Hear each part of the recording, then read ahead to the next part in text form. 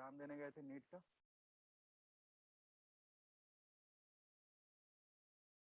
हम्म, हम्म, चलो। एग्जाम देने गए थे कुछ लोग नीट का? हाँ सर। हाँ सर। कैसा हुआ?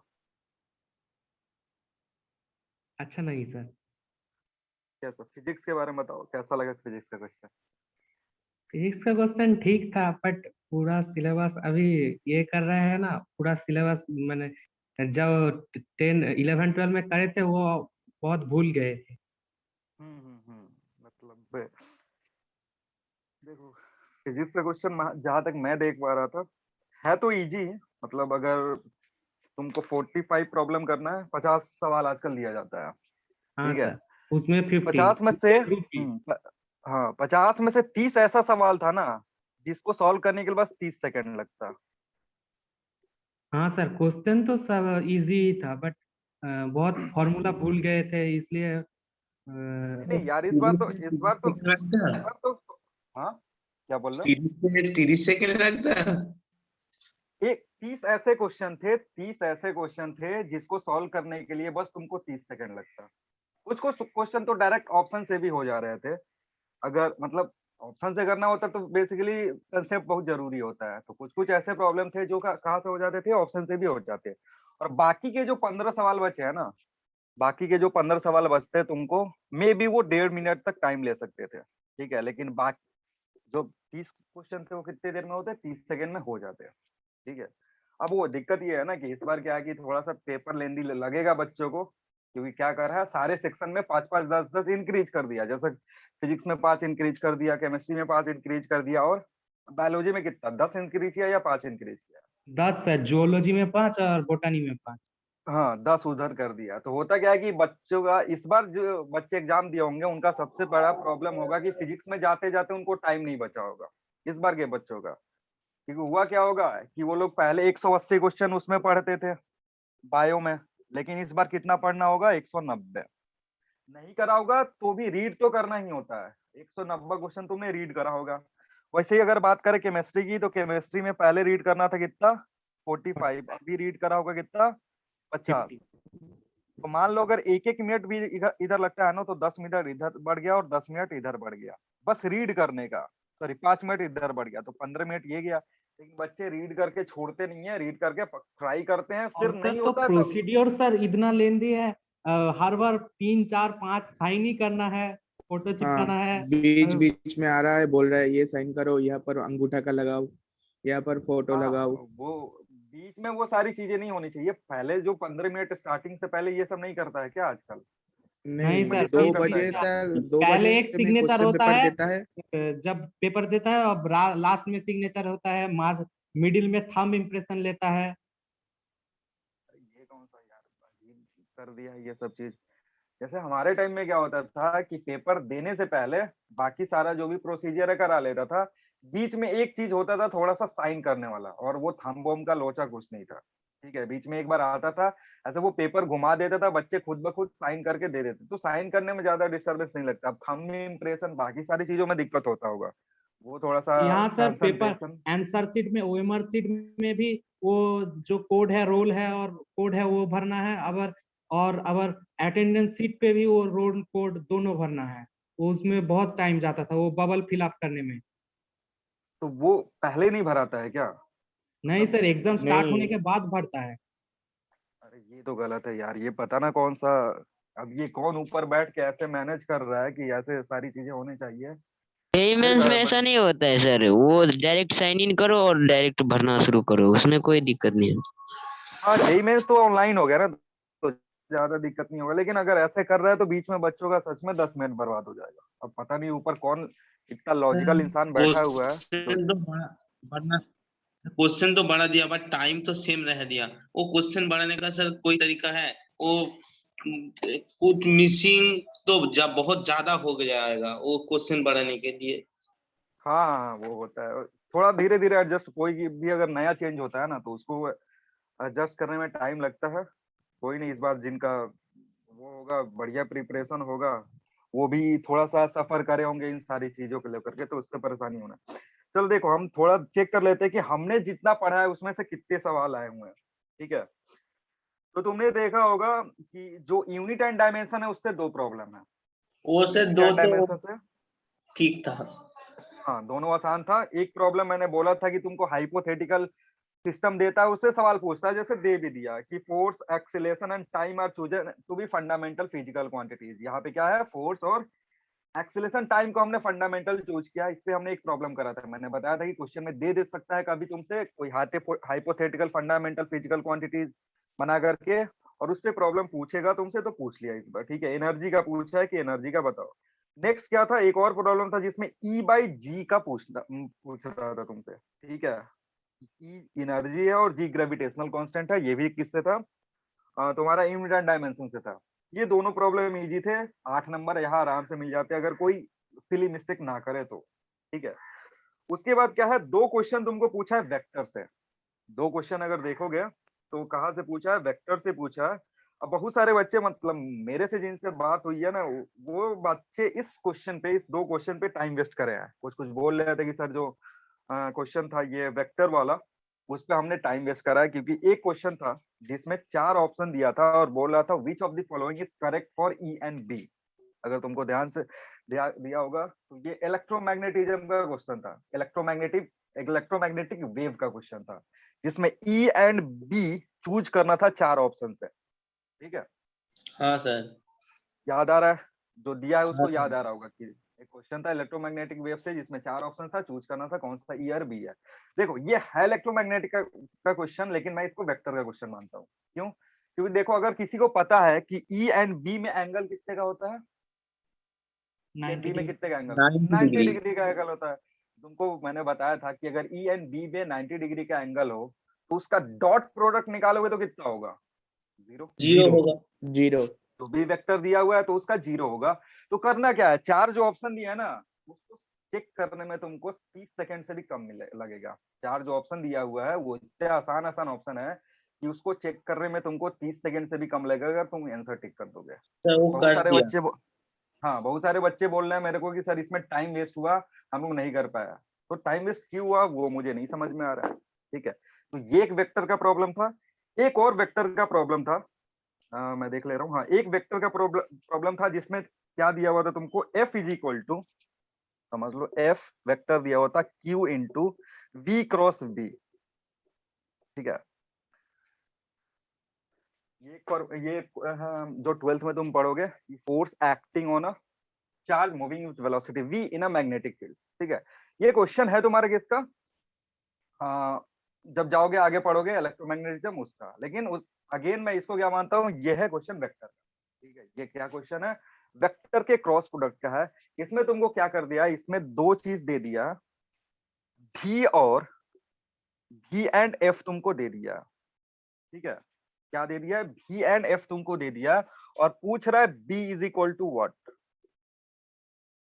देखो यहाँ से इस रिलेशन में एफ वेक्टर तुमको दे दिया, बी वेक्टर दे दिया, ये तुमसे पूछ रहा है। अगेन इस प्रॉब्लम को कैसे करना है, ऑप्शन से ही करना है। ऑप्शन से करोगे आसानी से हो जाएगा।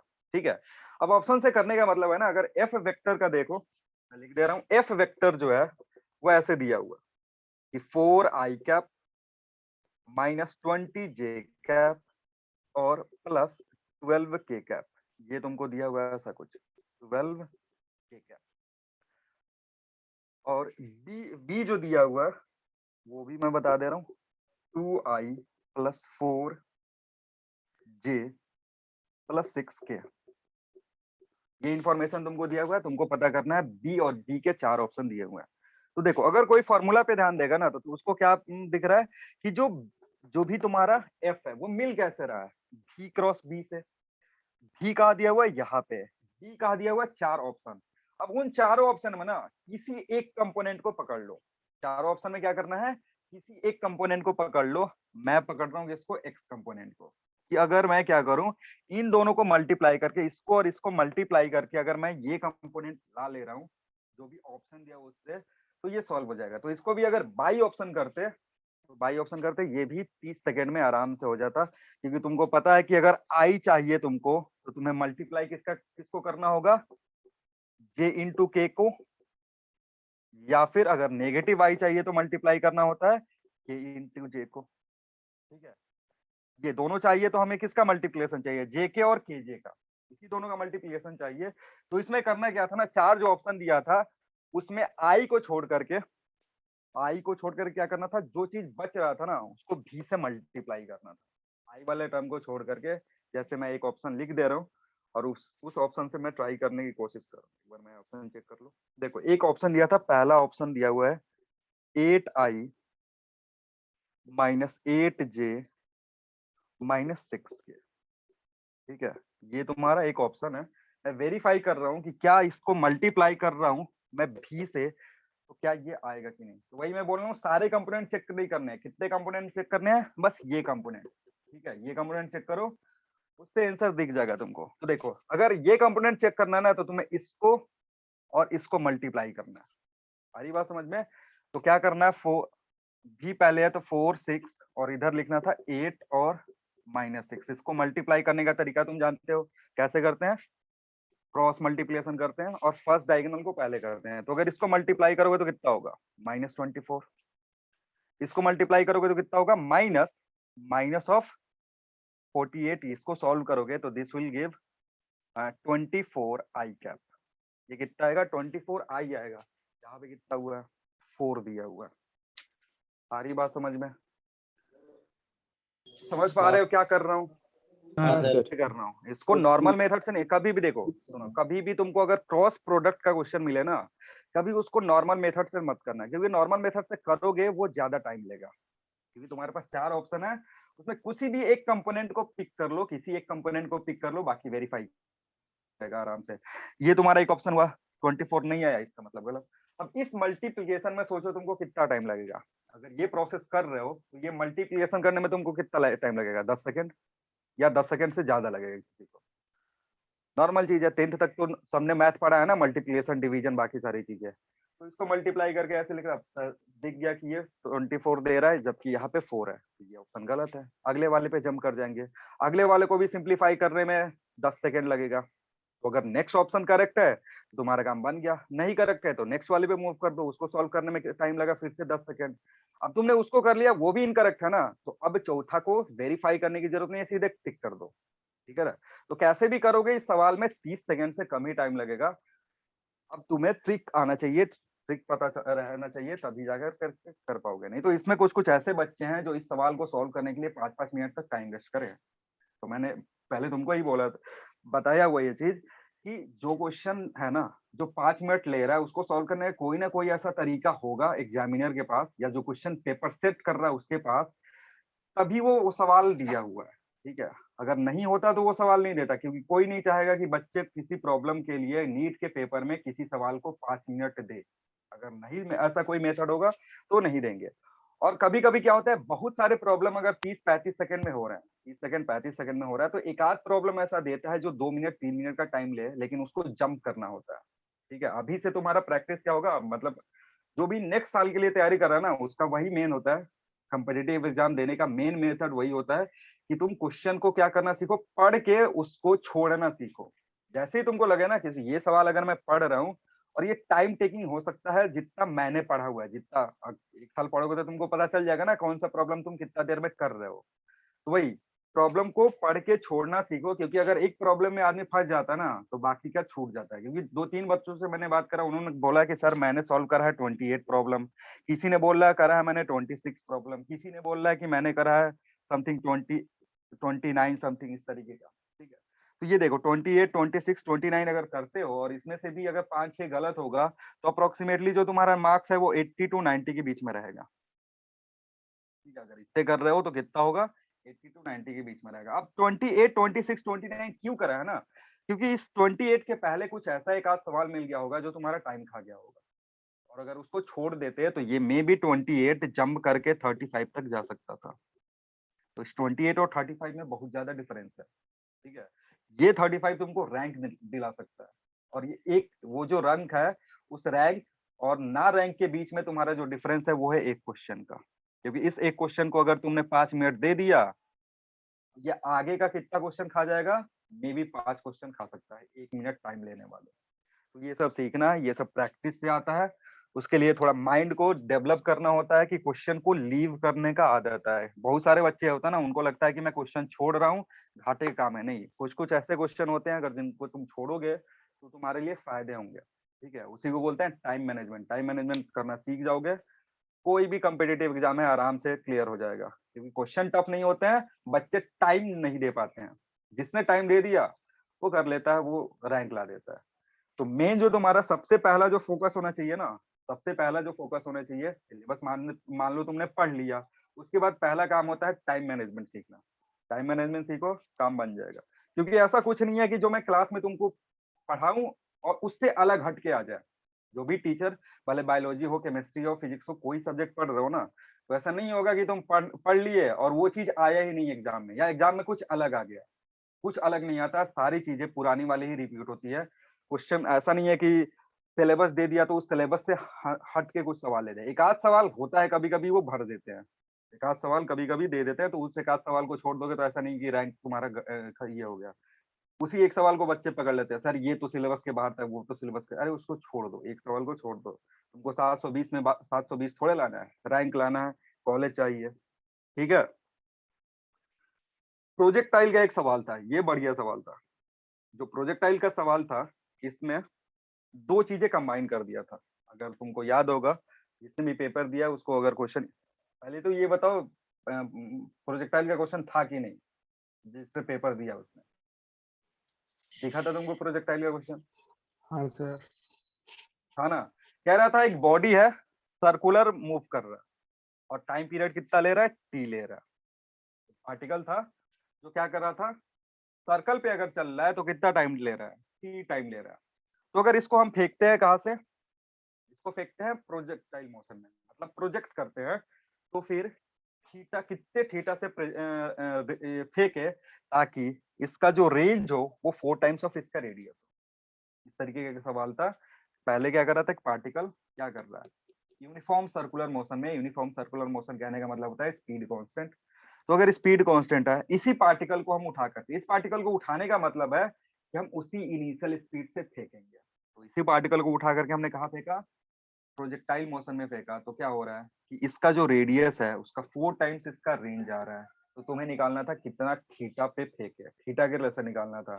तो यहाँ से क्या करते, यहाँ से यू निकालते, उस यू को यहाँ यूज कर लेते, थीटा निकाल लेते, क्योंकि रेंज दिया होता, सॉरी हाइट दिया हुआ था, हाइट का रिलेशन तुमको दिया था, h इज इक्वल टू इसका रेडियस अगर स्मॉल आर है तो h is equal to 4 small r दिया हुआ था।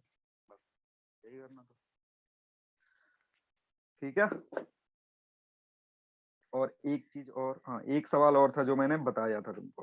हाँ, मैंने वो ड्रॉप वाला बताया था ना, कि अगर किसी भी बॉडी को किसी मूविंग बॉडी से ड्रॉप करते हो, याद है ये सवाल? मैंने बोला था हाँ कि अगर सर। किसी भी मूविंग बॉडी से कोई दूसरा बॉडी डी अटैच होता है तो उसका क्या लेता है, उस इंस्टेंट पे वेलोसिटी ले लेता है, उस इंस्टेंट पे क्या लेता है, वेलोसिटी सेम वेलोसिटी होता है। लेता है। हाँ, और एक्सीलेशन किसका लेता है, जहां पे अगर लीव करोगे उसके अकॉर्डिंग एक्सीलेशन देगा, कभी भी एक्सीलेशन नहीं लेगा। डी अटैच्ड बॉडी एक्सीलेशन कभी नहीं लेता है, उस इंस्टेंट पे जस्ट उसकी वेलोसिटी ले लेता है जहां से वो डी अटैच हो रहा है। तो इस पे एक सवाल पूछ दिया था कि एक कार है जहां से हमने क्या करा, बॉल को ड्रॉप करा। एक कार चल रहा था, उसमें से हमने क्या करा, बॉल को ड्रॉप करा। तो तुमसे पूछ रहा था कि बताओ बॉल का एक्सीलरेशन और स्पीड कितना होगा आफ्टर अ सर्टेन टाइम। तो जो बॉल को ड्रॉप करेंगे तो उसका एक्सीलरेशन कितना होगा, बॉल को जैसे ही तुमने ड्रॉप करा तो एक्सीलरेशन कितना होगा, ड्रॉप करोगे कहीं से ड्रॉप करो, किसी भी चीज को कहीं से ड्रॉप करोगे तो वो एक्सीलरेशन जो लेगा, तुम छत से ड्रॉप करो, मूविंग कार से ड्रॉप करो, ट्रेन से ड्रॉप करो, किसी भी चीज को अगर ड्रॉप करोगे तो उसका एक्सीलरेशन होगा जी के बराबर, that is acceleration due to gravity. जैसे ही इतना तुमने सोचा होता ना, ऑप्शन ऐसे क्या था कि इसी कंसेप्ट से तुम आंसर टिक करके चल जाते, इसमें 10 सेकंड भी नहीं लगता, इसमें बस उतना ही टाइम लगता जितना तुमने सवाल पढ़ने में देते। ठीक है, सवाल पढ़ते समझते, ऑप्शन कुछ इस तरीके का डिजाइन था क्योंकि उसमें एक ही ऑप्शन में एक्सीलरेशन जी के बराबर दिया हुआ है, आंसर टिक करके निकाल लेते, वेलोसिटी निकालने की जरूरत भी नहीं थी क्योंकि वो वेलोसिटी और एक्सीलरेशन दोनों पूछ रहा था। ठीक है, तो इसलिए मैं बोल रहा हूँ कि कुछ कुछ ऐसे सवाल है ना जो बहुत ही सिंपल है, जो 10 सेकंड टाइम भी नहीं लगे, अगर तुम उसको पढ़ रहे हो, पढ़ने के बाद सॉल्व करने के लिए वो 10 सेकंड टाइम भी नहीं लगेगा। आ रही बात समझ में? कौन सा सवाल है जो तुमको टफ लगा? कोई ऐसा स्टूडेंट है जिसको लगा कि सर ये जो क्वेश्चन है मेरा टाइम खा गया? बोलो। ये वो तो पता है ना, तुमको पता होगा कि किस टाइम पे तुमने क्वेश्चन, किस क्वेश्चन पे तुमने टाइम वेस्ट करा है? आइडिया है? कोई भी जिसको लग रहा होगा सर मैंने इस क्वेश्चन पे बहुत ज्यादा टाइम वेस्ट कर दिया? कोई ऐसा क्वेश्चन? क्योंकि मुझे ऐसा फिजिक्स में कोई। टाइम वेस्ट करने का मौका ही नहीं मिला। अच्छा, पहले ही टाइम वेस्ट कर चुके थे? फिजिक्स पहुंचने से पहले ही टाइम वेस्ट कर चुके थे कहीं और? हाँ सर। तो हाँ, कोई ना, कोई हो जाएगा, चलो बढ़िया। जिसने, जिसका ये मतलब नहीं होता है, जो जस्ट 12th में था उसने अगर पेपर दिया है, या दूसरी बार कोई है क्या जो दूसरी बार नीट इस बार दिया है अपने क्लास में? कोई ऐसा है कि जो सेकंड टाइम नीट दे रहा है, या सारे फर्स्ट टाइम वाले हैं? कोई है क्या जो सेकंड टाइम नीट दे रहा है? नहीं दे रहा ना, सारे फर्स्ट टाइम वाले हो? हाँ सर। हाँ सर। चलो फिर बढ़िया, फिर बढ़िया। ये अच्छा रहा एक्सपीरियंस तुम्हारे लिए। अब एक साल कैसे पढ़ना है, क्या पढ़ना है, तुमको समझ में आ गया होगा, आइडिया मिल गया होगा कितना पार्ट, मतलब कितना टाइम किस पोर्शन को देना है। एक बार सबको मैं एक छोटा सा काम दे दे रहा हूँ, जो तुम्हारा नीट का पेपर है ना, उसमें जाकर के तुम सॉर्टिंग कर लेना कि किस चैप्टर से कितना सवाल पूछा है, और 11 का कितना सवाल है, 12 का कितना सवाल। ठीक है, ये तुम्हारा काम है। इनका 65% है।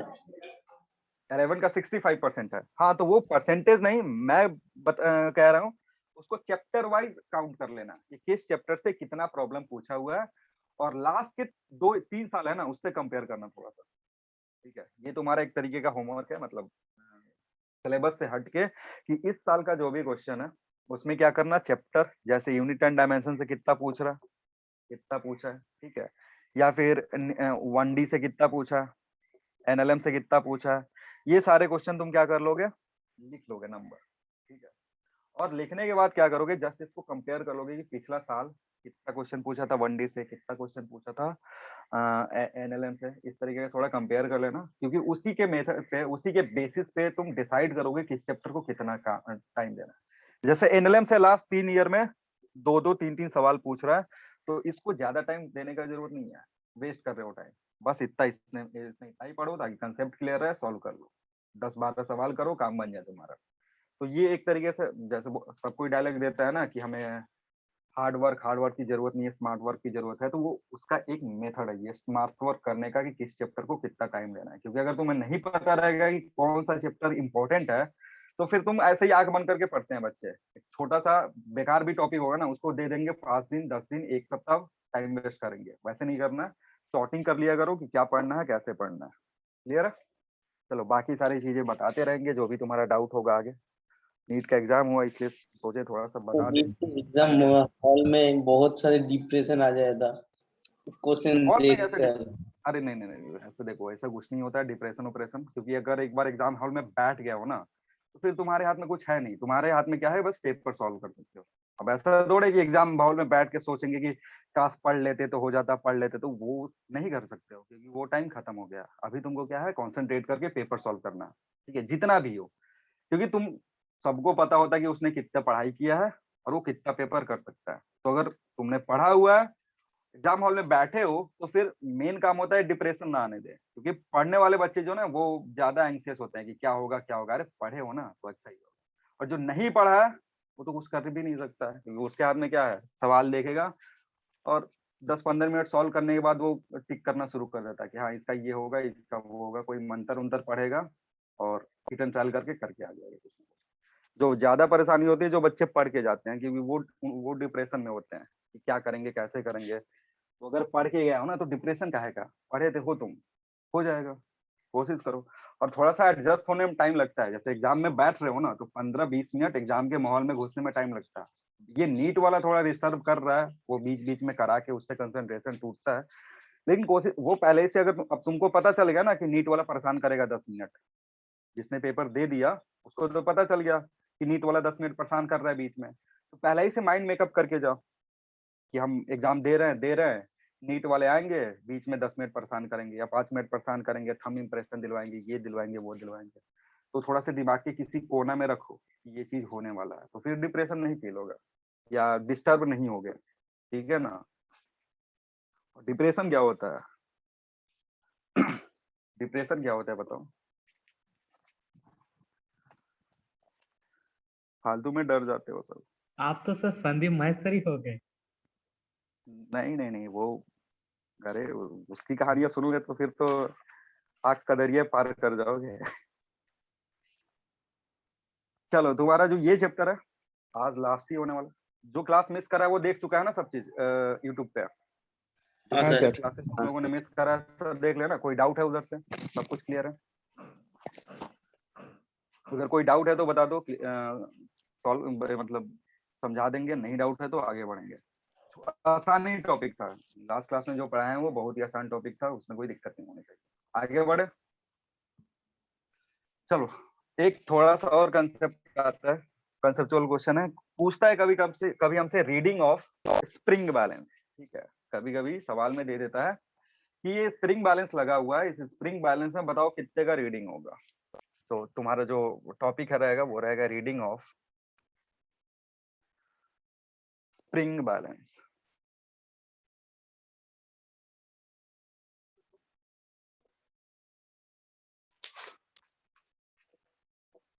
स्प्रिंग बैलेंस बहुत ही एक सिंपल सा डिवाइस है जिसमें होता क्या है, एक स्प्रिंग होता है अंदर में और यहाँ पे एक ऐसा हुक लगा रहता है, और ये जो स्प्रिंग है इसको एक बक्से में कवर कर देते हैं और इस बक्से पे क्या करते हैं, कैलिब्रेशन कर देते हैं।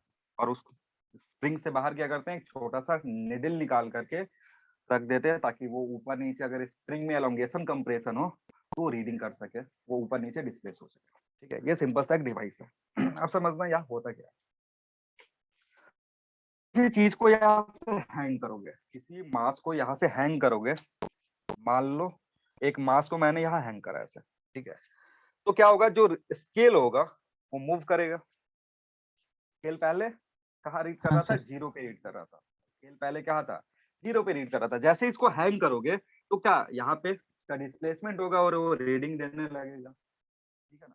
अब ये जो रीडिंग आती है वो किस चीज की आती है वो मैं समझाना चाह रहा हूँ। देखो जैसे ये मास यहाँ पे हैंग करोगे, इस एंड पे कितने का फोर्स लगेगा, इस एंड पे फोर्स लगेगा mg के बराबर। ये एंड जो हुक है तुम्हारा, यहाँ पे नीचे की तरफ क्या लगेगा, mg फोर्स लगेगा अगर इसका मास m है तो, ठीक है। अब इस एंड पे mg लग रहा है तो बताओ दूसरे एंड पे कितना लग रहा होगा। स्प्रिंग का जो mg दूसरा एंड है लगेगा बट डिफरेंट ऊपर डायरेक्शन, की तरफ, ऑपोजिट ऊपर की डायरेक्शन। तरफ, ठीक है। अब समझना स्प्रिंग की जो रीडिंग होती है ना वो किसके बराबर होती है, it is equal to force applied at one of its end, क्योंकि दोनों एंड पे सेम फोर्स होगा। इधर अगर 10 न्यूटन लग रहा है तो ऊपर भी 10 न्यूटन लगेगा। ये सारी चीजें समझा चुके हैं स्प्रिंग के लिए, ठीक है। तो अगर यहाँ पे तुमने मास हैंग करके रखा हुआ है m, तो उसके चलते फोर्स कितना लगेगा, mg लगेगा। और this mg is the reading, यही जो mg है वो क्या है, यहाँ का रीडिंग है, ठीक है। अगर इधर mg लग रहा है तो इधर mg लग रहा है। मतलब एक तरीके से आप बोल सकते हो कि जो रीडिंग होगा, रीडिंग ऑफ स्प्रिंग बैलेंस, वो क्या है, it is equal to force acting at one of its end. दोनों एंड का नहीं लेंगे, किसी एक एंड पे जो फोर्स लग रहा है उसको चेक कर लेंगे। तो ये तो अभी सिंपल वाला चीज है, इसमें कोई दिक्कत नहीं है। इसकी रीडिंग कोई भी बता सकता है। रीडिंग ऑफ स्प्रिंग बैलेंस क्या होगा, force acting at one of its and. एक एंड पे जो फोर्स लग रहा है वो चेक कर लेंगे, काम खत्म हो गया। समझ में आ गया। अब यहाँ से किस टाइप के कैसे दिखाएगा उस पे? मास मास मास की वैल्यू होगी ना, मास हाँ। दिया हुआ है 10, तो अगर फोर्स तुमने निकाला जी की वैल्यू 10 यूज करके कितना आएगा, 100 न्यूटन। ये रीडिंग यहाँ पे लिखेगा 100 न्यूटन। और अगर केजी में कन्वर्ट करके दिया हुआ है तो एक्चुअली दिस इज जस्ट मास, ठीक है ना। जो तुम्हारा नॉर्मल पर्पस के लिए जो स्प्रिंग बैलेंस हम यूज करते हैं, जैसे जो दुकान होता है, शॉप में जाओगे तो वहां पे क्या होता है, शॉप्स में हम क्या यूज करते हैं, यहाँ पे केजी में रीडिंग होता है। केजी में रीडिंग कहने का मतलब है जो भी फोर्स यहाँ लग रहा है उसको जी से डिवाइड कर दिया, वो केजी का मतलब होता है। और अगर लैब में जाओगे तो लैब में जो भी स्प्रिंग बैलेंस रखा होगा ना उसमें दोनों रीडिंग होता है, केजी में भी होता है और न्यूटन में भी होता है। एक साइड केजी में होगा, एक साइड न्यूटन में होगा। केजी में बस उसने क्या करा है, जो भी यहाँ फोर्स लग रहा है 9.8 से डिवाइड कर दिया, लेकिन जो न्यूटन में रीडिंग दिया हुआ है वो एक्चुअल वेट है, ठीक है। तो इधर मास और इधर वेट। आ रही बात समझ में? तो हमें करना क्या होता है, जब भी स्प्रिंग बैलेंस, अभी एक सवाल कराएंगे, ये इतना समझ में आ गया, ये क्या बोलना, रीडिंग हाँ क्या सर। होगा, reading of the spring balance will be force acting at one of the end. तो कभी भी रीडिंग हमसे पूछेगा ना, तो हमारा काम क्या है, हमारा काम है फोर्स निकालना, कहाँ पे, जो इन दोनों एंड पे लग रहा है। किसी एक एंड पे अगर तुमने फोर्स निकाल लिया, तुम्हारा काम बन गया, दैट इज द रीडिंग। तो एक सवाल करते हैं।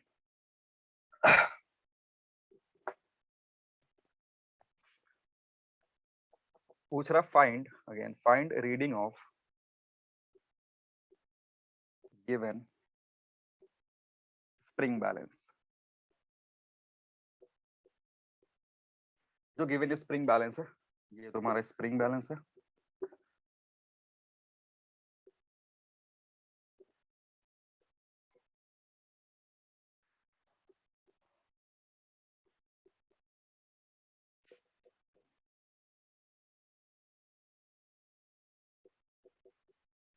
ठीक है। This is your spring balance, जो एक टेबल पे रखा हुआ, और उस स्प्रिंग बैलेंस की हेल्प से हमने क्या करा हुआ, दो मासेस को हैंग करके रखा हुआ है, 10 kg दो मासेस को हैंग करके रखा हुआ है। तो तुमसे पूछ रहा है what is the reading of this spring balance. Option में दे दे रहा हूँ। फर्स्ट ऑप्शन इज न्यूटन में ही दे दे रहा हूँ, 200 Newton. Second is 100 Newton. Third is 50 Newton. और fourth is none.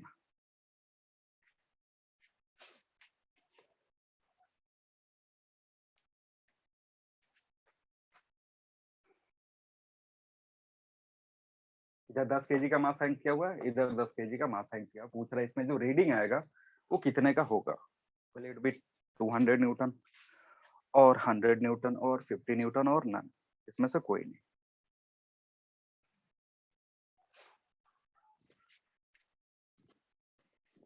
100 Newton. 100 Newton. बाकी लोग? सर नान होगा। 100 न्यूटन। नन होगा? नन क्यों होगा ये बताओ। सर दोनों तरफ से तो सेम वेट हैंगिंग किया गया है। हाँ तो फिर क्या हो जाएगा, कुछ रीड नहीं करेगा। समझो मैंने बोला ही क्या कि रीडिंग इसका क्या होगा, जो फोर्स इस एंड पे लग रहा है या फिर जो फोर्स इस एंड पे लग रहा है, क्योंकि दोनों एंड पे फोर्स इक्वल लगेगा, ठीक है। यहाँ पे जितना फोर्स लगेगा उतना ही फोर्स यहाँ पर भी लगेगा, क्योंकि यहाँ अंदर क्या है, स्प्रिंग है, और स्प्रिंग के दोनों एंड पे सेम फोर्स लगता है। कंसेप्ट ही है, बार बार मैंने बोला हूं तो ये नहीं बोल रहा है। तो मान लो यहाँ पे जो फोर्स लग रहा है वो लग रहा है एफएस, तो यहाँ पर भी कितना लगेगा, एफएस लगेगा। तुमको इसी एफएस की वैल्यू कैलकुलेट करनी है, क्योंकि अगर तुमने एफएस कैलकुलेट कर लिया, that will give what, that will give reading of spring balance. तो ध्यान से देख लो, अगर इधर एफएस लग रहा है तो एस एंड पे कितना लगेगा, इधर एफएस लगेगा, क्योंकि ये एक धागा है ये। अगर यहाँ एफएस लग रहा है तो इधर भी एफएस लगेगा, और ये एफएस किसको बैलेंस करेगा, अगर यहाँ पे टेंशन है तो इधर टेंशन होगा, and this T will be equal to F S. और टेंशन किसके बराबर है, 10 into 10, इट मींस 100 न्यूटन। इधर भी कैलकुलेट करोगे उतना ही आएगा, इधर भी कैलकुलेट करोगे तो एफएस की वैल्यू यहाँ से भी कितनी आएगी, 100 न्यूटन आएगी। अब स्प्रिंग के दोनों एंड पे फोर्स कितने का लग रहा है, स्प्रिंग के दोनों 100 एंड पे कितने न्यूटन। का फोर्स, 100 न्यूटन। 100 न्यूटन का फोर्स। तो अगर 100 न्यूटन का फोर्स लग रहा है तो इसका मतलब क्या है, इसका मतलब यह है कि that will B it's reading. मैंने अभी बोला कि दोनों एंड में जो फोर्स लग रहा है उसमें से किसी एक की वैल्यू उठा लो, that will be the reading of the spring balance. आ रही बात समझ में, क्लियर है? हाँ सर। समझ में आ गया? एक और देते हैं, इसमें थोड़ा सा चेंज करेंगे।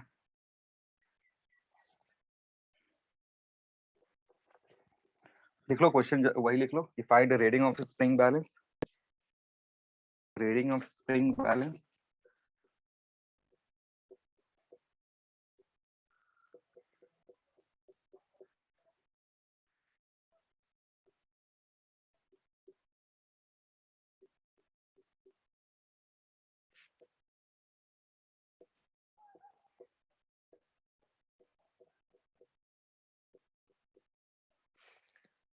ये तुम्हारा spring balance, find reading of spring balance.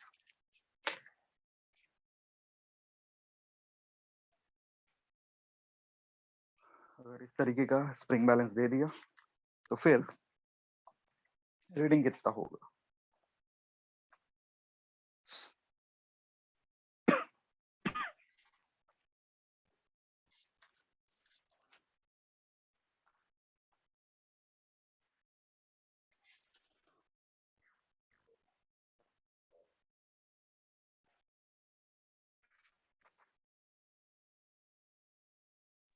Hundred Newton sir. 100 Newton आ रहा है? हाँ सर। हाँ सर। चलो समझते हैं। ये एक नेक्स्ट काइंड का प्रॉब्लम है जो तुमको रीडिंग से रिलेटेड पूछ सकता है। देखो इसमें क्या होगा ना, पहला चीज ये 20 केजी है और ये 10 केजी। तो 20 केजी और 10 केजी में क्या होगा ना, सिस्टम जो है वो इक्विलिब्रियम कंडीशन में नहीं है। सिस्टम क्या होगा, एक्सेलरेट करेगा, क्योंकि ये 10 केजी जो है इस पूरे सिस्टम को नीचे की तरफ ले जाएगा ए से। तो अगर ये 10 केजी ए से नीचे जा रहा है, सॉरी 20 केजी ए से नीचे जा रहा है, तो ये 10 केजी क्या होगा, ए से ऊपर जाएगा। और अगर ये सारा चीज, ये 10 केजी नीचे जा रहा है, ये 10 केजी ऊपर जा रहा है, तो ये इधर की तरफ मूव होगा एक्सेलेरेशन ए से। आ रही बात समझ में? नहीं समझ में आया? अभी ये जो हाँ सिस्टम यहाँ सर। रखा हुआ है ना, this system will not be at rest or will not be at constant velocity. ठीक है ना, तो इसका कांस्टेंट वेलोसिटी होगा ना ही इसका रेस्ट में होगा। ये क्यों? क्योंकि यहाँ पे ये जो 20 केजी है, दिस 20 केजी, इसके चलते 200 न्यूटन नीचे लग रहा है और इसके ऊपर 100 न्यूटन नीचे लग रहा है। और यहाँ से अनबैलेंस सिचुएशन क्रिएट होगा जिसके चलते सिस्टम एक्सेलेरेशन में आ जाएगा। अब तुम्हें करना है क्या ना, अगेन इसके अंदर क्या है, स्प्रिंग है। स्प्रिंग इस एंड पे कितना फोर्स लगाएगा, एफ एस। इस एंड पे कितना फोर्स लगेगा, एफ एस, क्योंकि स्प्रिंग का काम ही वही है कि वो रुका हो एक्सेलरेशन में, उसको फर्क नहीं पड़ेगा। दोनों एंड पे फोर्स की वैल्यू जो होगी क्या होगी, सेम होगी। तो ये जो एफ एस है वही इस स्प्रिंग में लगेगा, एफ एस ऊपर की तरफ, और यही जो एफ एस है इधर आकर के लगेगा ऊपर की तरफ। अब तुम्हें पता क्या करना है, एफ एस पता करना है। तो देखो यहाँ पे अगर ध्यान से देखोगे तो एफ एस कैसे निकलेगा, F S minus is equal to 10a। ये तुम्हारा एक इक्वेशन। इधर से देखोगे तो 200 minus F S will be how much, 20a। ये तुम्हारा दूसरा इक्वेशन। दो अननोन निकाल लोगे, दो अननोन है, दो इक्वेशन है, सॉल्व करोगे एफ एस की वैल्यू तुम्हें चाहिए, एफ एस आ जाएगा। आ रही बात समझ में? तो अगर इसको सिंप्लीफाई करते हो, ऐड कर दो, एफ एस कैंसिल आउट हो जाएगा, एक्सेलरेशन सीधे दिख जाएगा तुमको। तो 100 will be equal to how much, 30a। So a will be 10/3 metre पर सेकेंड स्क्वायर। अब इसको उठाकर किसी इक्वेशन में पुट कर दो, अगर इसमें पुट करो या इसमें पुट करो, एफ एस की वैल्यू आ जाएगी। तो अगर 1 में मैं पुट करता हूं तो F S will be how much, plus 100। It means it will B how much, 400/3।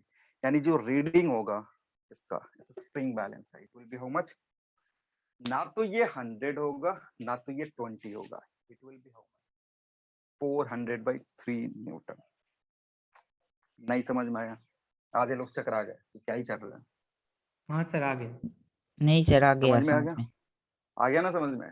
Main हाँ सर। कंसेप्ट, जो मेन कंसेप्ट है उस पर ध्यान देना है। स्प्रिंग बैलेंस क्या करता है, स्प्रिंग का काम क्या है, स्प्रिंग का काम है दोनों एंड पे सेम फोर्स लगाना, और स्प्रिंग बैलेंस के अंदर स्प्रिंग है तो वही काम करेगा। तो इधर एफ एस इधर एफ एस, वही फोर्स इस पे लग रहा है ऊपर की तरफ, वही फोर्स इस पे लग रहा है ऊपर की तरफ। क्योंकि इस बार दोनों तरफ मासेस डिफरेंट है तो एक्सेलरेशन होगा। एक्सेलरेशन की वैल्यू पता कर लो, वहां से एक्सेलरेशन अगर तुम्हें जैसे ही पता चल गया, you can find the force acting at this and. अब तुमने जो फोर्स निकाला that will be the reading. ठीक है ना? अब परेशान नहीं होगे, सवाल करोगे, मॉड्यूल करोगे, इस तरीके का एक आध प्रॉब्लम होगा तुमको आराम से सॉल्व कर सकते हो। ठीक है, आगे बढ़े।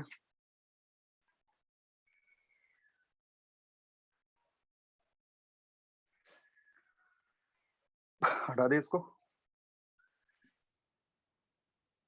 हाँ सर। चलो एक आध और प्रॉब्लम देखते हैं। अब कुछ क्वेश्चंस देख लेते हैं कि अगर तुम्हारा स्ट्रिंग जो है अभी तक जो हमने सॉल्व करा है उसमें रस्सी को मासलेस कंसीडर करके करा हुआ, जो भी प्रॉब्लम अभी तक हमने सॉल्व करा उसमें क्या माना है हमने कि रस्सी is massless, string is massless, rope जो है वो मासलेस है। कभी कभी क्वेश्चन में क्या कर देता है, दे देगा मास, पूछेगा रस्सी में मास है तो बताओ नॉर्मल रिएक्शन कितना लग रहा है, टेंशन कितना लग रहा है, किसी पर्टिकुलर पॉइंट पे पूछेगा तुमसे। क्योंकि इस बार क्या होगा ना, जैसे ही रस्सी में मास आता है टेंशन हर जगह पे अलग अलग हो जाता है। तो जो तुम्हारा नेक्स्ट हेडिंग है, it will B spring with mass.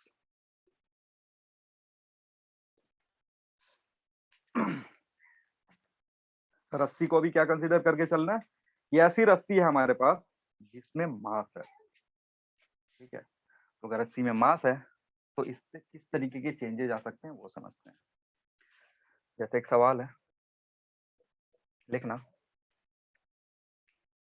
A block of mass 10 kg, question के हेल्प से ही पढ़ लेंगे कि इसके अंदर क्या थ्योरी यूज होता है। A block of mass 10 kg, block of mass 10 kg is pulled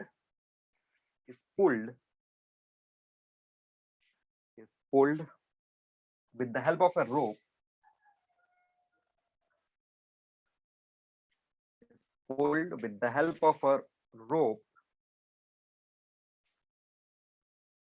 of mass 2 kg, a rope of mass 2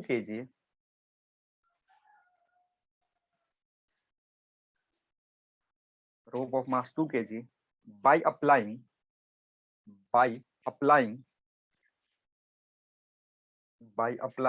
a force of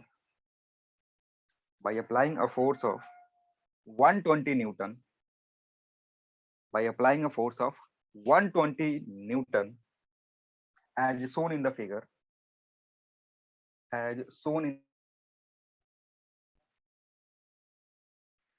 then find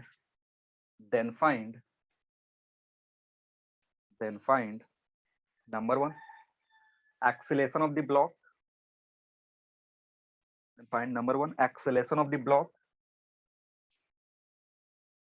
and force acting between, number 2 में लिखना है, number 2 force acting between rope and the block.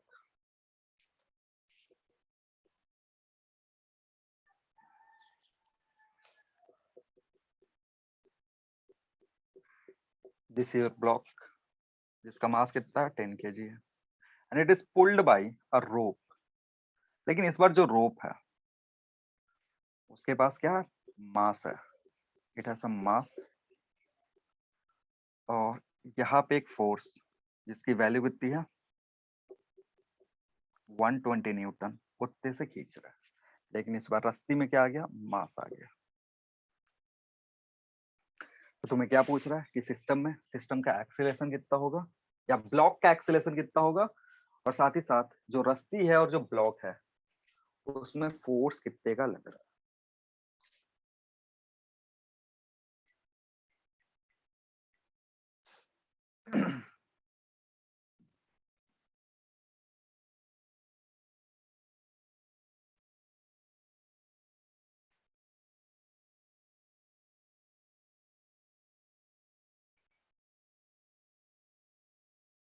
लिख लिया सबने?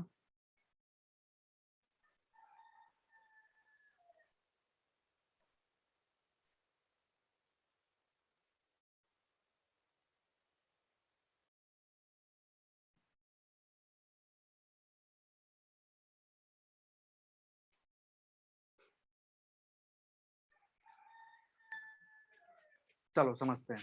देखो इस बार क्या हो रहा है कि अभी ये जो रस्सी है ना, अगर सिस्टम लोगे तो इसको कंसीडर कर सकते हो कि ये एक मास है और ये दूसरा मास है, ठीक है ना। मतलब अभी इसको क्या, पहले रस्सी को क्या कर रहे थे हम, उसको नेग्लेक्ट कर दे रहे थे क्योंकि वो मासलेस था, उसको सिस्टम का पार्ट ही कंसीडर नहीं कर रहे थे, ठीक है। अभी क्या होगा ना, जैसे ही रस्सी में मास आ गया ना वो भी सिस्टम का पार्ट हो गया। यानी अगर इस पूरे सिस्टम का मास देखोगे तो इस पूरे सिस्टम का मास होगा 12 kg। आ रही बात समझ में? जो पूरा सिस्टम है उसका मास कितना होगा, उसका मास होगा 12 kg, ठीक है। अब इस पूरे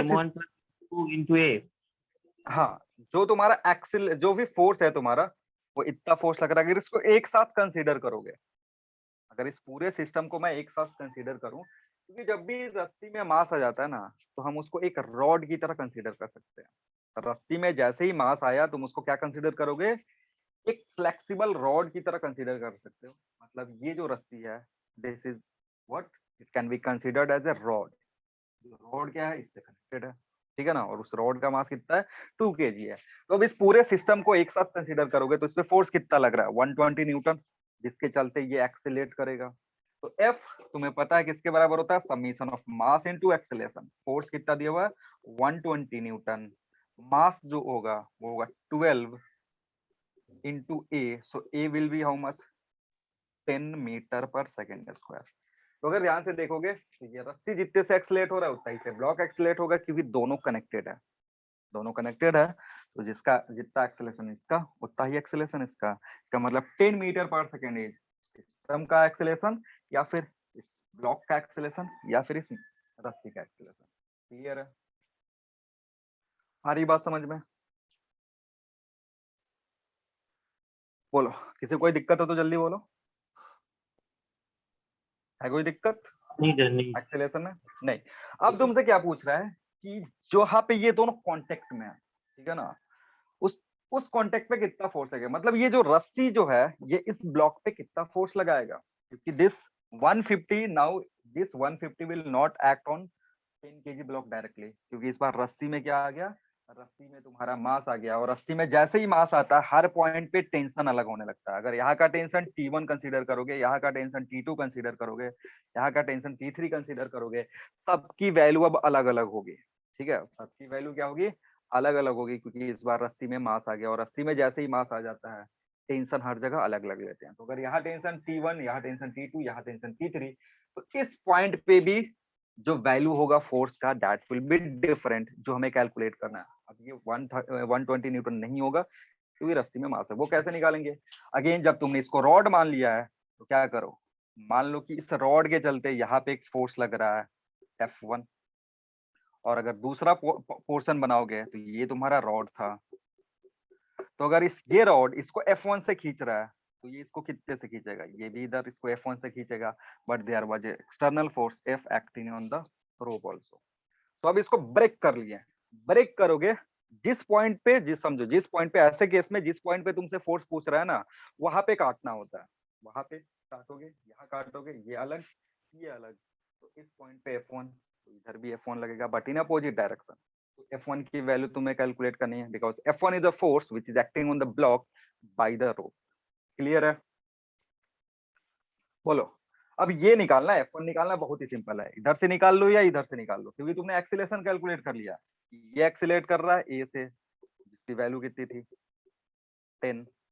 ये एक्सीलरेट करेगा A से, जिसकी वैल्यू तुमने कितनी कैलकुलेट करी? 10 कैलकुलेट करी। तो यहाँ से निकालो, ये यहाँ से निकालो। यहाँ से निकालना ज्यादा सिंपल है। F1 की जो वैल्यू होगी it will B mass into acceleration, it means it is 100 Newton. नहीं समझ में आया?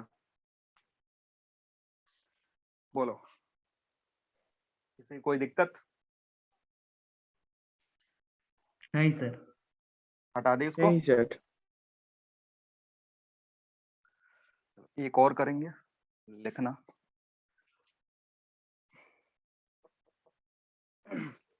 लिखो, a rope of length 15 meter, a rope of length 15 meter,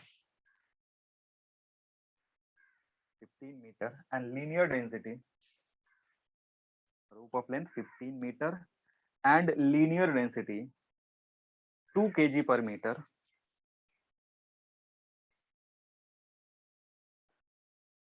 length 15 meter and linear density 2 kg per meter is lying on a horizontal smooth horizontal floor, sir lying 50 on metre ना 15 metre? 15 metre length है, और इसका जो linear density it is 2 kg per meter, is lying on a smooth horizontal floor, is lying on a smooth horizontal floor. Full stop. Full stop. It is pulled by, it is pulled by, it is pulled by a force of pulled by a force of 25 Newton. It is pulled by a force of 25 Newton from one end,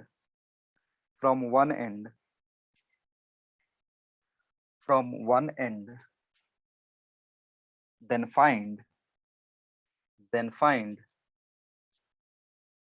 tension in this rope,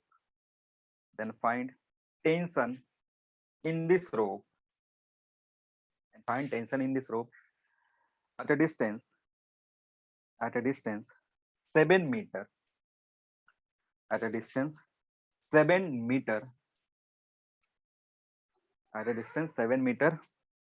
from the point of application of, at a distance of 7 meter from the point of application of force, at a distance 7 meter from the point of application of force. Sir एक बार फिर से वो question जल्दी जल्दी बता दीजिए। Find tension in the rope, अब मे भी थोड़ा सा चेंज हो सकता है वो। Find tension in the rope at a distance 7 meter away from the point of application of force. ठीक है सर, हो गया। हो गया।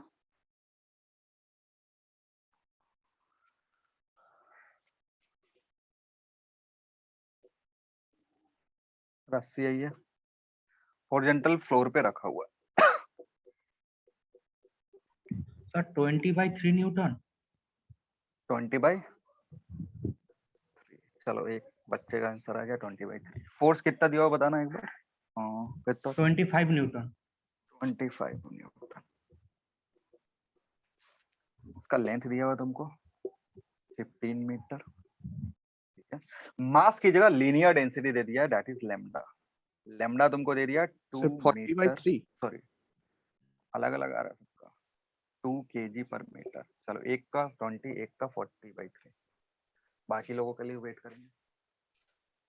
तुमसे पूछ क्या रहा है, जहां पे जिस एंड पे फोर्स लग रहा है उससे 7 मीटर दूरी पे, मतलब इधर हट करके 7 मीटर दूरी पे, यहाँ पर रस्सी में टेंशन कितने का लग रहा होगा, या डिस्टेंस कितना, 7 मीटर। ये सब तुमको समझना था, मैंने समझा दिया कि एक्चुअली में क्वेश्चन पूछ क्या रहा।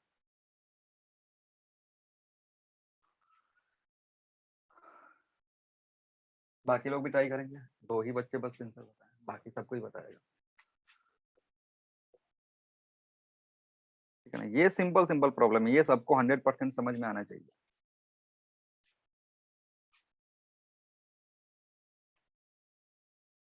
कोई और जिसका 40/3 या 20/3 से अलग हट के आंसर आया हुआ, कुछ नहीं आया? आगे सॉल्व करें वो इसको। सर 40/3 ही होगा। अच्छा, ये जिसने 20 बोला वो फिर से 40 में चेंज कर दिया। हाँ। चलो, यानी हमारे पास एक ही ऑप्शन है 40/3, 2 बच्चों ने बताया। बाकी तीसरा चौथा कोई ऐसा बच्चा है जिसका कुछ अलग आ रहा है या सेम आ रहा है? 40/3 सर। 40/3 आ रहा है, चलो ठीक है। अगेन यहाँ पे क्वेश्चन क्या पूछ रहा है, रस्सी में मास है और कितना मास है, इट विल बी, अगर मास कंसीडर करोगे रस्सी का तो it will B lambda into its length. ठीक है, तो लेमडा कितना है 2, लेंथ कितना है 15, इट विल बी 30 kg। पूरा जो सिस्टम है वो बस रस्सी ही है और कुछ नहीं है, रस्सी से कोई ब्लॉक नहीं लगा हुआ है, रस्सी ही है। कितना है 25 न्यूटन, उस पर फोर्स लगाना है। तो मैंने बोला कि जब भी रस्सी में मास है उसको रस्सी मत मानो, क्या मान लो, रॉड मान लो। तो इस रॉड पे 25 लगने के चलते इसका एक्सेलरेशन कितना होगा, so a will be F/m and F is how much 25, 30, it will be 5/6 metre पर सेकेंड स्क्वायर। ठीक है, क्लियर है। अब जब भी टेंशन निकालना होता है तो वो तुम्हें एक पर्टिकुलर पॉइंट बता देगा। जब रस्सी में मास आ जाएगा ना तो तुमको बता करके रखेगा कहाँ पे टेंशन तुम्हें चाहिए। जैसे इस क्वेश्चन में बता दिया कि फ्रॉम जिस एंड पे फोर्स लग रहा है उससे 7 मीटर हट के वहीं पे काट दो इसको। जब इसको काटोगे तो इधर टेंशन T लगेगा, इसका लेंथ कितना हो गया 8 मीटर हो गया। और दूसरा जो पोर्शन बचा यहाँ पे कितना लगेगा टेंशन T, का लेंथ हो गया 7 मीटर और इस पे फोर्स लग रहा है इधर की तरफ 25। अगेन किसी भी एक पार्ट को या तो इसको कंसीडर कर लो या तो इसको कंसीडर कर लो, वहां से टेंशन आ जाएगा क्योंकि तुमने यहाँ से एक्सेलेरेशन निकाल लिया। अब 8 मीटर इसका लेंथ है तो इसका मास जो होगा m, it will B 8 into 2 means 16 kg। ठीक है, तो टेंशन अगर यहाँ से देखोगे इट विल बी 16 into 5/6। ठीक है, सॉल्व करोगे 40/3 आ जाएगा, इट विल बी 40/3 न्यूटन। यानी टेंशन की जो वैल्यू होगी, मैंने इस पोर्शन से सॉल्व करा, इतना आया। इधर से भी सॉल्व करोगे वही आएगा। समझ में आया सबको? तो देखो अगर रस्सी में मास आ जाता है तो भी कोई दिक्कत नहीं है, कोई कठिनाई नहीं है, उसको आराम से सॉल्व कर सकते हो। बस मानना क्या है, उसको कंसीडर करना कि वो भी सिस्टम का पार्ट हो गया जिसके पास मास है। और अब जिस पॉइंट पे तुमसे टेंशन पूछेगा वहां की वैल्यू तुमको बता देगी। अब टेंशन हर जगह अलग अलग आएगा, तो जब तक सवाल में तुमको बताएगा नहीं किस पॉइंट पे टेंशन चाहिए तुम पता नहीं कर पाओगे। जाहिर सी बात है, अगर मास रस्सी में मास आ गया तो तुमको एक पर्टिकुलर पॉइंट पे ही टेंशन पूछेगी। जैसे यहाँ पे मैंने 7 मीटर बता दिया, मे बी वो बोलता कि 10 मीटर पे निकालो, ऐसे कुछ मेंशन किया रहेगा सवाल में। ठीक है ना। अब रही बात एक कि जो पुली है उसको मास दे देंगे तो क्या होगा, तो जब पुली में मास आएगा ना तो वो रोटेशन का पोर्शन हो जाता है, वो कहाँ चला जाएगा, रोटेशन में चला जाएगा। तो उसके लिए अभी हमें रोटेशन पढ़ने की जरूरत है, रोटेशन पढ़ लेंगे, वहां पे पुली को मास दे करके एक आध सवाल कर देंगे। क्लियर है? और कोई दिक्कत किसी को? न्यूटन्स लॉ में कोई भी किसी पोर्शन में डाउट है तो बोलो, क्योंकि न्यूटन्स लॉ अब तुम्हारा समाप्त हो गया। ठीक है, बोलो कोई डाउट? सारी कंसेप्ट क्लियर है? तो रॉकेट वाला जो प्रॉब्लम, रॉकेट वाला प्रॉब्लम यहाँ पे नहीं पढ़ते, वो हम पढ़ते हैं कंजर्वेशन में। जब एनर्जी कंजर्वेशन पढ़ते हैं, मोमेंटम कंजर्वेशन पढ़ते हैं, वहां पे पढ़ते हैं रॉकेट वाला प्रॉब्लम। वही जो रॉकेट प्रोपल्सन है उसी की बात कर रहा हूँ ना, वो पढ़ेंगे। मोमेंटम कंजर्वेशन एक अलग से चैप्टर है तुम्हारा जिसमें हम पढ़ते हैं लॉज ऑफ कंजर्वेशन। उस लॉज ऑफ कंजर्वेशन में हम पढ़ेंगे सेंटर ऑफ मास के बारे में, फिर वो जो रॉकेट प्रोपल्सन है उसके बारे में, और कोलिजन के बारे में पढ़ेंगे कि कोलिजन होता है तो क्या क्या चीजें होती है। वो एक पर्टिकुलर चैप्टर आएगा उसके लिए। कोलिजन यहाँ पे अगर एनसीईआरटी फॉलो करोगे ना तो कोलिजन इसी में पढ़ा देगा तुमको, from the point of conservation of. क्या बोल लो? सर इसी से ही रॉकेट प्रोपल्सन दिया रहता है। हाँ, इसी में, इसी का पार्ट है, न्यूटन्स लॉ का ही पार्ट है। लेकिन होगा क्या है ना कि सीपी का जो भी तुम्हारा मॉड्यूल है ना, सीपी के मॉड्यूल को डिवाइड कर, चैप्टर को, एक एनसीईआरटी के चैप्टर को सीपी के मॉड्यूल में 2-3 चैप्टर बना दिया। ठीक है, तो इसलिए अभी जो हम चैप्टर पढ़ रहे हैं, अभी तुमने देखा होगा ये मॉड्यूल में जो है वो क्या कर दिया, फ्रिक्शन और न्यूटन का क्वेश्चन साथ साथ दे दिया। ठीक है, और अभी तुम उसमें जा करके ये रॉकेट वाला क्वेश्चन ढूंढेंगे तो नहीं मिलेगा, क्योंकि रॉकेट वाला क्वेश्चन तुमको मिलेगा कहाँ पे, एक नया चैप्टर है जिसको अलग से सीपी ने एक बनाया हुआ, that is laws of conservation. वहां पे हम पढ़ेंगे रॉकेट प्रोपल्सन के बारे में। ठीक है, तो वो आएगा टाइम, उसके लिए परेशान मत हो। अब हमारे पास क्या है कि ये चैप्टर तो खत्म हो गया।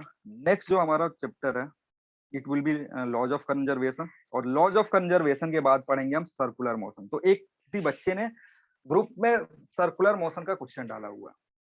ठीक है, ग्रुप सबने देखा है ना वो सवाल, किसी ने सर्कुलर मोशन का, यूनिफॉर्म सर्कुलर मोशन का क्वेश्चन डाला हुआ। देखो सर्कुलर मोशन अभी मैंने पढ़ाया नहीं है, पढ़ोगे वो आराम से क्वेश्चन हो जाएगा, बहुत ईजी है। ठीक, तो इसके बाद हम या तो सर्कुलर मोशन पढ़ सकते हैं या तो लॉज ऑफ कंजर्वेशन पढ़ सकते हैं। तो मैं सोच रहा हूँ कि लॉज ऑफ कंजर्वेशन ही पढ़ा दूंगा, उसके बाद सर्कुलर मोशन पढ़ेंगे। फिर सर्कुलर मोशन के बाद आगे कंटिन्यू करेंगे, क्योंकि सर्कुलर मोशन पढ़ोगे नया नया रहेगा। उसके जस्ट बाद जब हम रोटेशन पढ़ते हैं ना तो ज्यादा क्लियर होता है, क्योंकि रोटेशन और सर्कुलर मोशन क्या है, ऑलमोस्ट उसमें जो थ्योरीज है वो साथ साथ ही चलती है।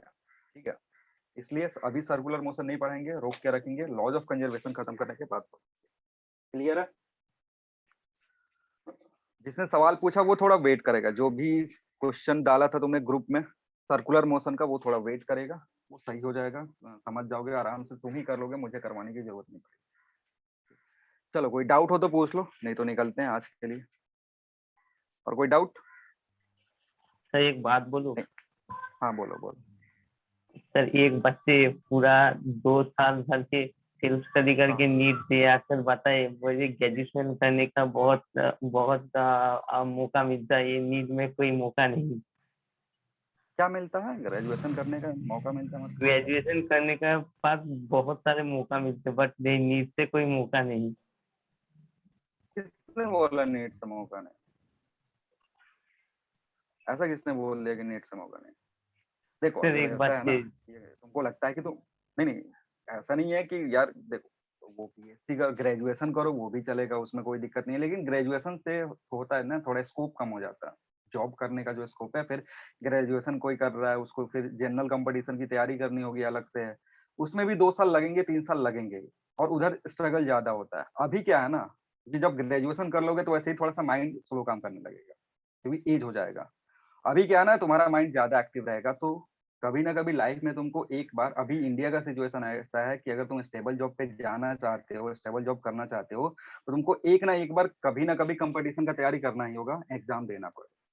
ठीक है, अगर नहीं दोगे तो फिर नॉर्मल जॉब कर सकते हो, छोटा मोटा वाला।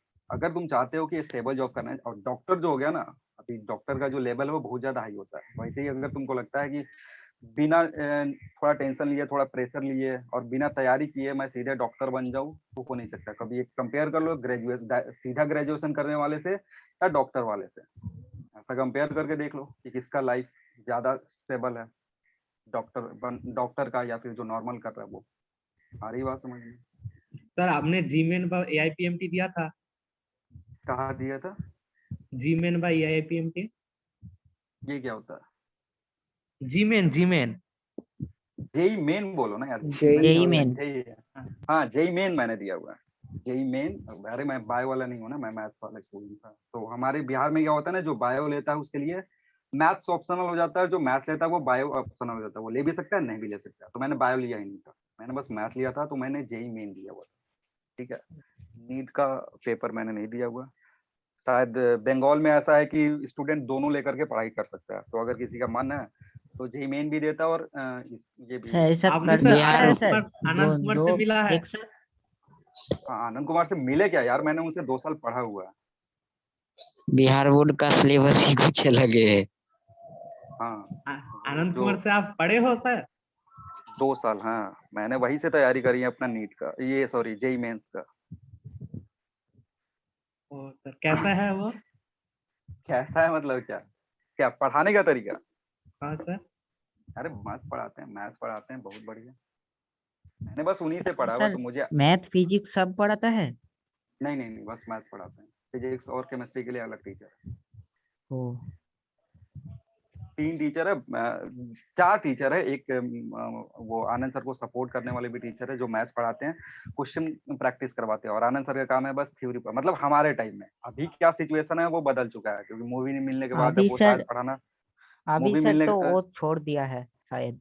हाँ अभी कुछ नहीं पढ़ा रहे हैं, 1-2 साल का ड्रॉप लिए हैं, क्योंकि अलग अलग बहुत सारे जगह पे सेमिनार में जाना होता मूवी है। बन रहे हैं सर उनका। सर बन तो गया, अब क्या उनके बनेगा? ट्यूमर और ऐसा कुछ हुआ है? नहीं ऐसा कुछ नहीं है यार, वो अफवाह है।